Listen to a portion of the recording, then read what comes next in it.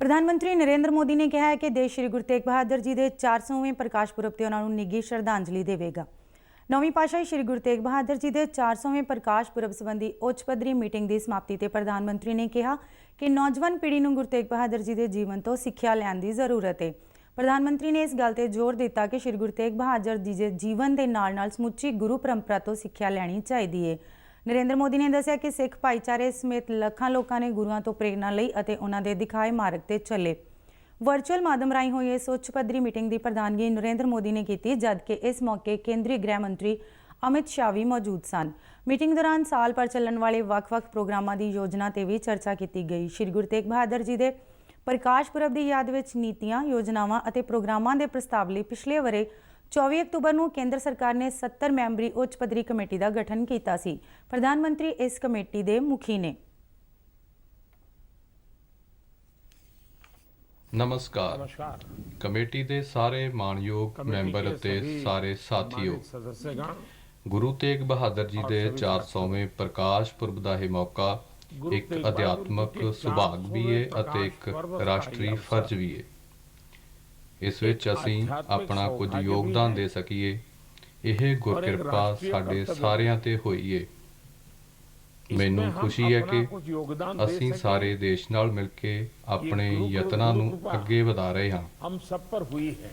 हुणे इत्थे गृह मंत्री जी ने नैशनल इंप्लीमेंटेशन कमेटी दे प्रधान दे तौर ते कमेटी दे विचारां अते संकल्पां नूं सामने रखिया है।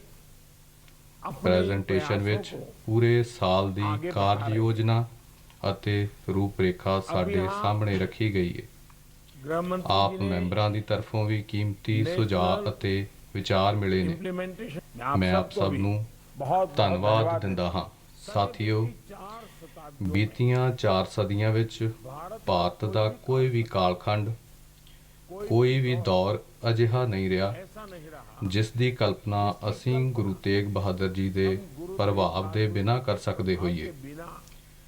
नौवें गुरु दे तौर ते असीं सारे उन्हां तों प्रेरणा लैंदे हां। तुसीं सारे उन्हां दे जीवन पड़ावां तो जाणू हो, लेकिन देश दी नवीं पीढ़ी नूं इन्हां बारे जानना, उन्हां नूं समझना भी उन्ना ही जरूरी है। साथियों, गुरु नानक देव जी तो लैके गुरु तेग बहादुर जी अते फिर गुरु गोबिंद सिंह जी तक साडी सिख गुरु परंपरा अपने आप विच एक संपूर्ण जीवन दर्शन रही है। यह सुभाग है कि गुरु नानक देव जी का 550वां प्रकाश पुरब, गुरु तेग बहादुर जी की 400वीं जयंती अते गुरु गोबिंद सिंह जी का 350वां प्रकाश पुरब मनाउण दा मौका साडी सरकार नूं मिलिया है।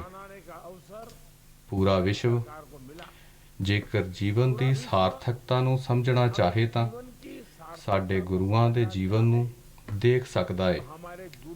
उन्हां दे जीवन विच सर्वोच्च त्याग भी सी अते सहन शक्ति भी सी।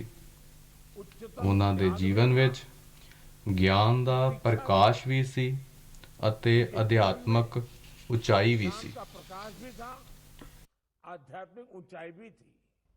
साथियों, गुरु तेग बहादुर जी ने क्या है, सुख दुख दोनों सम कर जाना है और मानू अपमाना।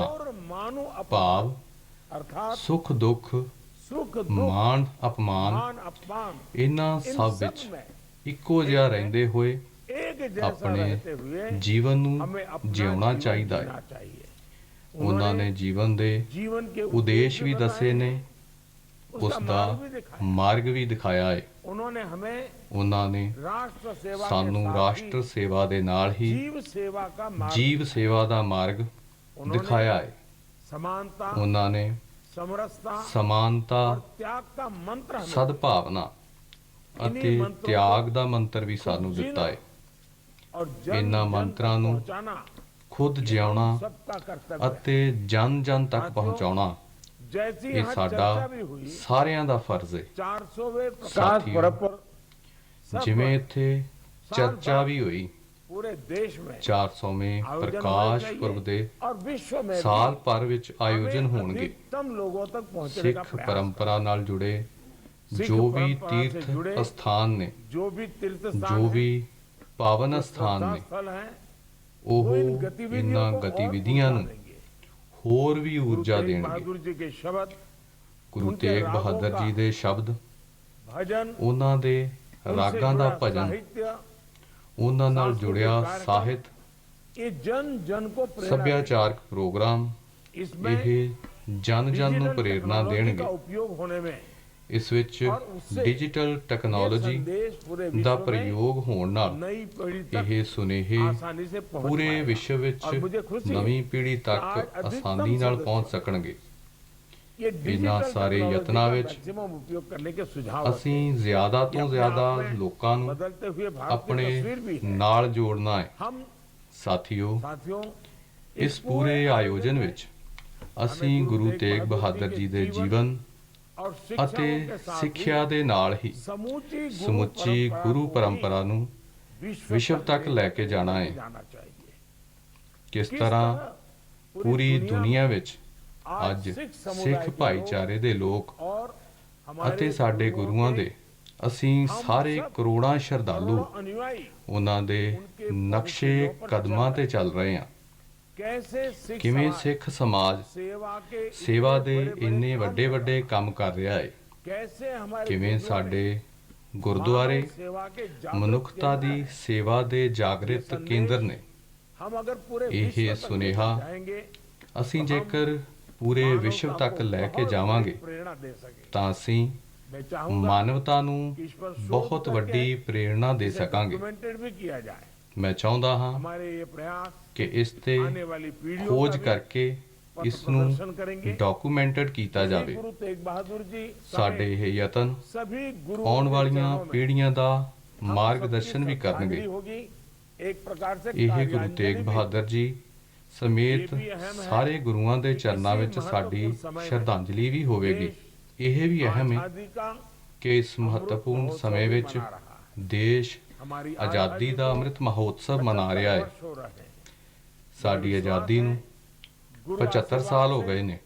हम अपने हर ਮੈਨੂੰ आयोजनों ਵਿਸ਼ਵਾਸ ਹੈ में जरूर सफल ਗੁਰੂ होंगे, ਆਸ਼ੀਰਵਾਦ ਨਾਲ बड़ा ਅਸੀਂ योगदान देंगे। ਆਪਣੇ हर ਆਯੋਜਨਾਂ पावन ਵਿੱਚ पर्व में ਜ਼ਰੂਰ ਸਫਲ ਹੋਵਾਂਗੇ। गुरुओं के सेवा का जो हमें ਇਹਨਾਂ सौभाग्य ਸ਼ੁਭਕਾਮਨਾਵਾਂ ਦੇ मिला है, ਨਾਲ कामनाओं के साथ ਬਹੁਤ आप ਬਹੁਤ सबको भी ਧੰਨਵਾਦ। बहुत बहुत धन्यवाद देता हूँ।